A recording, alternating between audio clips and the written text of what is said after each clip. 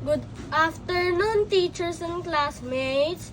Today, I'm making a volcanic eruption experiment. Reminders, we need to use PPE or laboratory gown and eye protector and gloves to prevent any chemical reaction. I have here the materials needed. First, the volcano structure, which I have already set it up as a volcano by using cardboard, plaster strips, foam tape, and sponge. I painted it by using brown and green colored paint. Eruption tube, funnel. For the eruption, we will be using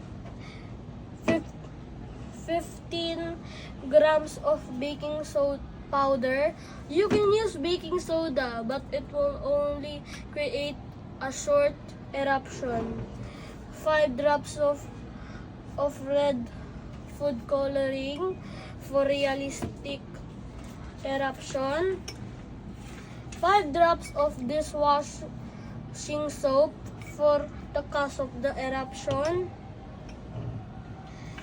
50 ml of vinegar, any brand will do. Let's go!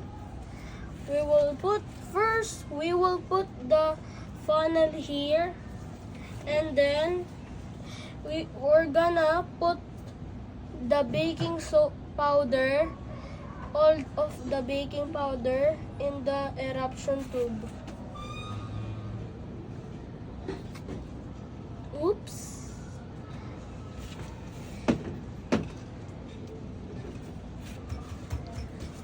We need to fast this.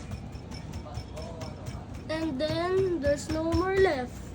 5 drops. Remove the funnel and put the and put 5 drops of red food coloring. 1, 2, 3, 4, 5. 5 drops of red of soap. 1, 2, 3, 4, 5. Let's slowly put the vinegar here for the eruption.